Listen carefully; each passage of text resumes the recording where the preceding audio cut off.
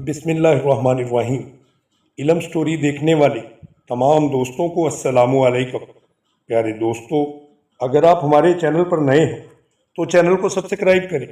میں بلوچستان کے ایک بڑے شہر کا مستقل باشندہ ہوں، تاہم میرا تعلق کاشتکاروں کے گھرانے سے ہے اور پنجاب کے ایک زرخیز علاقے میں میری تقریباً 150 ایکڑ اراضی ہے۔ فصلوں اور مویشیوں کی دیکھ بھال اور حساب و کتاب کی غرض سے اکثر آنا جانا لگا رہتا ہے۔ اسی سلسلے میں آج بھی بذریعہ ٹرین بلوچستان سے پنجاب کے لیے روانہ ہو رہا تھا۔ میرا یہ سفر میرے لیے کوئی اجنبی نہیں تھا، میں اکثر ہی یہ سفر کرتا رہتا تھا۔ جیسا کہ میں آپ سب کو بتا چکا ہوں کہ اس ٹرین میں بیٹھا میں مزے لے رہا تھا۔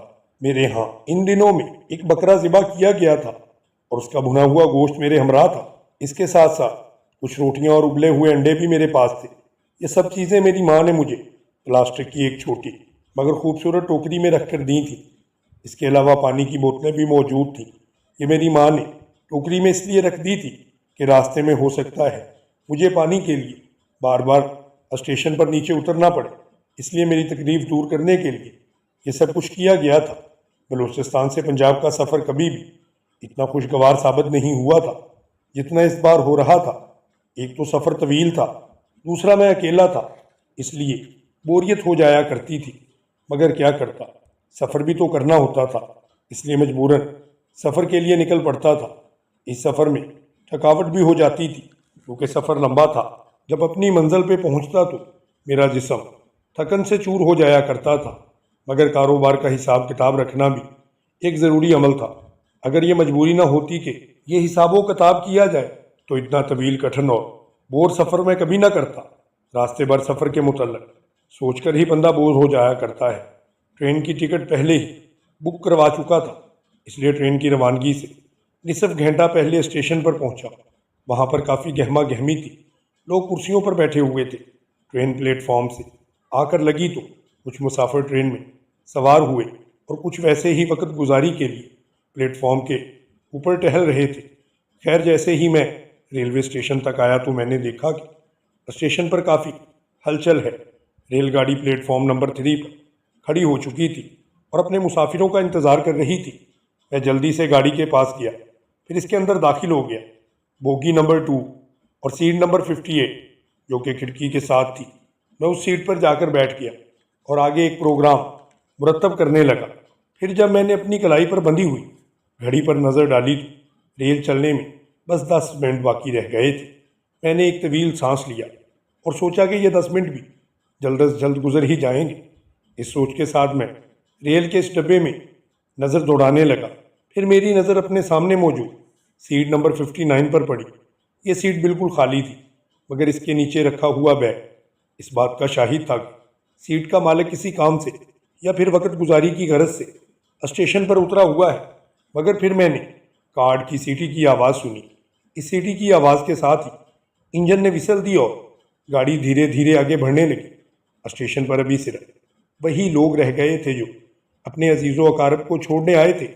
اب وہ صرف گاڑی کو دیکھ رہے تھے، ان کے ہاتھ الوداعی انداز میں دائیں بائیں جھوم رہے تھے۔ گاڑی کی رفتار ابھی کافی حد تک بڑھ چکی تھی۔ میرے سامنے والی سیٹ کا مالک دروازے کی جانب سے چلتا ہوا اپنی نشست پر آ بیٹھا۔ اس کی رنگ سیاہ تھا اور چہرہ ذرا پراسرار لگ رہا تھا۔ آنکھوں پر لگی کالی اینک اسے مزید خوفناک بنا رہی تھی۔ دوران سفر اس نے مجھ سے بالکل بھی بات نہ کی، میں نے بھی اس کو زیادہ اہمیت نہ دی۔ آخر کار ٹرین بلوچستان کے پہاڑوں کو پیچھے چھوڑتے ہوئے آگے بڑھتی چلی گئی۔ مجھ کا اسٹیشن آ چکا تھا۔ یہاں پہنچ کر مسافروں کے کھانے پینے کی اشیاء کھلنے لگی اور پھر بھنے ہوئے مرغ کے تصور نے میری بھوک کو بھی ہوا دے دی۔ میں نے شیعہ خورد و نوش کی ٹوکری اٹھا لی اور کھانے میں مصروف ہو گیا، مگر پھر مجھے اچانک سامنے بیٹھے ہوئے اس پراسرار سے شخص کا خیال آیا۔ میں نے ایک روٹی پر گوشت کے ٹکڑے رکھ کر اس کی طرف بڑھائے جو اس نے باخوشی قبول کر لیے۔ جواباً اس نے بھی مجھے اپنے ساتھ لایا ہوا گوشت کا سالن پیش کیا جو میں نے نہ چاہتے ہوئے بھی قبول کر لیا۔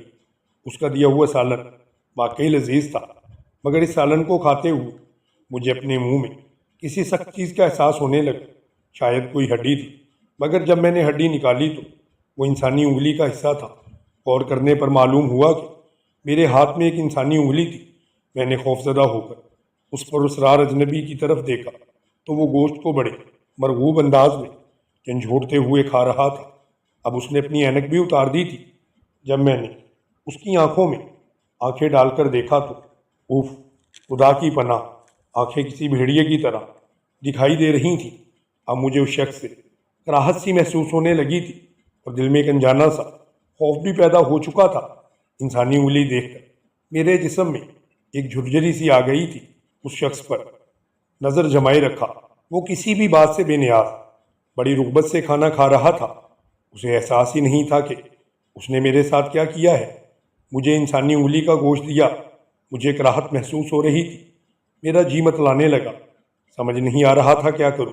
میں خوفزدہ نظروں سے اس شخص کی طرف دیکھنے لگا جو سب باتوں سے لاپرواہ کھانے میں مصروف تھا۔ وہ شخص کون ہو سکتا ہے؟ کیا کوئی انسان ایسی حرکت کر سکتا ہے بھلا؟ کیا کوئی انسان کسی دوسرے انسان کا گوشت کھا سکتا ہے؟ تو پھر یہ کیا تھا؟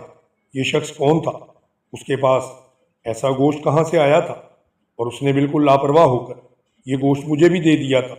کیا اسے اس بات کا خوف نہیں تھا کہ وہ کیا کر رہا ہے؟ وہ اس طرح مصیبت میں پھنس سکتا تھا۔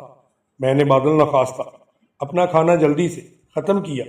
وہ انگلی جو اس نے مجھے پکڑائی تھی میں نے باہر پھینک دی اور جلدی جلدی برتن سمیٹ کر دماغ میں ایک خوف سا سمائے ہوئے حلق میں کانٹے سے چبھتے ہوئے پانی کی بوتل اٹھائی اور گلاس پانی کا اپنے اندر انڈھیل لیا۔ قریب تھا کہ میں پانی پیتا، مگر یہ پانی بھی مجھے سرخ سا دکھائی دے رہا تھا۔ میں نے جلدی جلدی اسے اٹھا کر باہر پھینک دیا، مگر جب باہر نظر دوڑائی تو وہ صرف پانی ہی تھا۔ بوتل اٹھا کر دیکھی تو اس میں بھی پانی تھا، پھر گلاس میں سرخ پانی بھلا کہاں سے آ گیا تھا؟ میں نے اس واقعے کو اپنا وہم سمجھ کر اپنے ذہن کو جھٹک دیا۔ اجنبی اب اینک پہن چکا تھا۔ اس پرسرار شخصیت سے بڑی طرح خوفزدہ ہو چکا تھا میں، لہٰذا اپنی سیٹ سے اٹھا اور دروازے میں باہر کی طرف جانے لگا۔ فراٹے بھرتی گاڑی پلک جھپکنے میں کہاں سے کہاں چلتی جا رہی تھی۔ میں سامان دیکھنے کی غرض سے واپس سیٹ کی طرف آیا۔ سامنے بیٹھا اجنبی اپنا سامان کو سمیٹ کر غائب تھا، تاہم میرا سامان ٹھیک ٹھاک وہیں پر پڑا ہوا تھا۔ میں نے سوچا کہ شاید وصل بجنے کے بعد جب میں دروازے کی سمت میں آیا تھا تو وہ دروازے سے اتر گیا ہوگا۔ وہ یقیناً اب اگلے اسٹیشن پر ہی اترا ہوگا۔ خیر، میں نے اسے فراموش کرنے کی کوشش کی۔ تھوڑی دیر کے بعد اس سیٹ پر ایک خان صاحب نے ڈیرا جما لیا۔ میں تھک چکا تھا۔ اپنی سیٹ پر برجمان ہوتے ہی مجھے نیند آ گئی۔ جب آنکھ کھلی تو بھی سامنے وہی خان صاحب ہی موجود تھے۔ پوچھنے پر معلوم ہوا کہ وہ ملتان جا رہے تھے اور یہ سیٹ انہوں نے ہی بک کروائی تھی۔ میں خوش ہو گیا کہ چلو اس پرسرار شخص سے جان تو چھوٹی۔ خیر، اس کے بعد تقریباً رات 4 بجے اپنی منزل پر پہنچ گیا۔ ہر سو اندھیرے کا راج تھا۔ اسٹیشن پر اکا دکا آدمی بینچوں پر بیٹھے اونگ رہے تھے۔ میں نے اپنے سرہانے بیگ رکھا اور خالی بینچ پر لیٹ گیا تاکہ صبح ہوتے ہی شہر کے نواح میں واقع اپنے گاؤں کی جانے والی ویگن پکڑ سکوں۔ میں سو گیا، مگر صبح ہوئی تو کووں کی کائیں کائیں کی آواز مجھے بیدار کیا۔ وہیں میں نے اسٹیشن کے ایک اسٹال سے چائے پی اور بیگ اٹھا کر اسٹیشن سے باہر آ گیا۔ کسی حد تک تھکاوٹ اتر چکی تھی، تاہم آنکھوں میں نیند کا خمار ابھی تک باقی تھا۔ خوابیدگی کے عالم میں رکشے والے سے ویگن کے اڈے تک جانے کے لیے کرایہ طے کیا۔ رکشے والے کی چبھتی آواز میری آنکھ کھول چکی تھی کیونکہ ویگن کا اڈا آ چکا تھا۔ روپے گن کر رکشے والے کے ہاتھ میں تھمائے اور اس کے بعد سرسری نظر سے اس کی جانب دیکھا تو میری جیسے جان ہی نکل گئی، کیونکہ یہ وہی پرسرار شخص تھا جو وہاں پر اتر گیا تھا اسٹیشن پر۔ کرایہ لینے کے بعد وہ آگے بڑھ گیا، جبکہ میں آیت الکرسی کا ورد کرتے ہوئے ویگن میں بیٹھ گیا۔ ویگن نے اپنا سفر شروع کر دیا اور میں اپنے گاؤں پہنچ گیا۔ سب سے پہلے میں نے نانا محترم کی خدمت میں حاضری دی۔ ہمیشہ کی طرح آج بھی ان کے گھر میں مہمانوں کا تانتا بندھا ہوا تھا۔